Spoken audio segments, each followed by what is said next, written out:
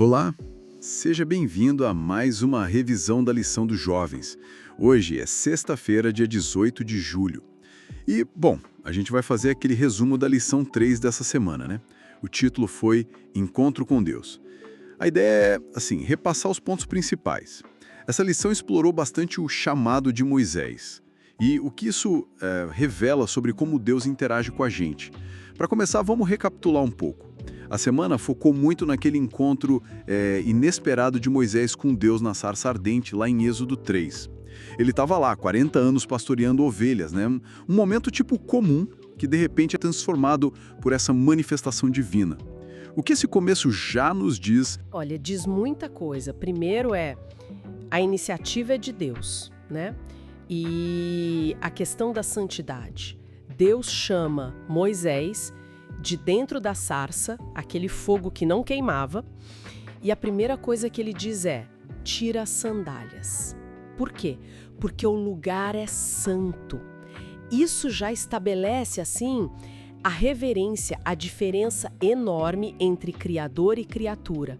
E nesse lugar sagrado, Deus se apresenta, e não é como uma força qualquer, não. Ele diz: eu sou o Deus de seus pais, Abraão, Isaque e Jacó.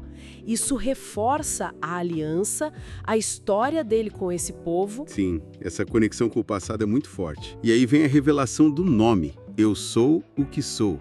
Êxodo 3.14. A lição bateu bastante nessa tecla, né? Não é só um nome, certo? De jeito nenhum. Eu sou o que sou. Ehyeh Asher Hayeh, em hebraico.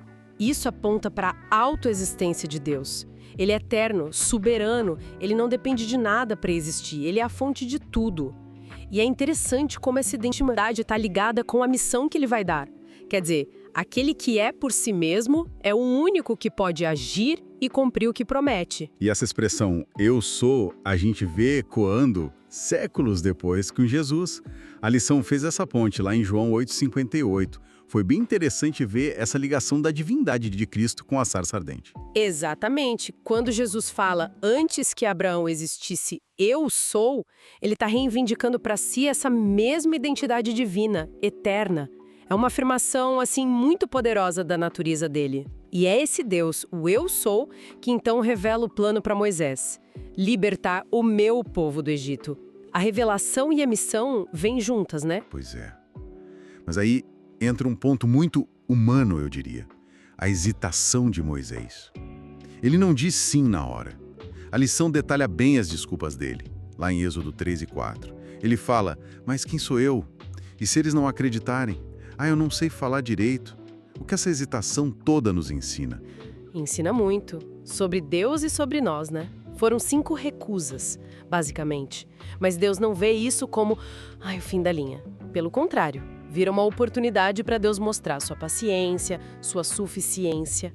Para cada mas do Moisés, Deus responde: eu vou estar com você, eu vou te dar as palavras, eu vou fazer sinais.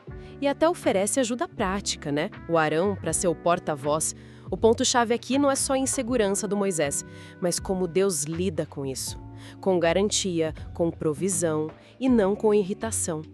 Ele nos encontra na nossa fraqueza. Isso me lembra aquela citação de Ellen White que a lição trouxe na sexta-feira. Ela comenta que Moisés, que começou tão inseguro, com dificuldade para falar, se tornou eloquente, preparado, justamente quando ele aceitou a tarefa e confiou em Deus. Então, sentir a própria fraqueza pode ser até um sinal bom, um sinal de que a gente reconhece o tamanho da obra e busca a força divina. Exatamente essa é a ideia. A citação sugere isso mesmo. Reconhecer a nossa insuficiência, sabe? Diante do que Deus pede, isso pode ser o primeiro passo para sermos capacitados de verdade. Não é confiar na gente, mas confiar em Deus. E a gente vê o resultado disso lá no fim do capítulo 4 de Êxodo. Apesar das dúvidas, Moisés obedece. Ele faz os sinais e o povo crê e adora o eu sou.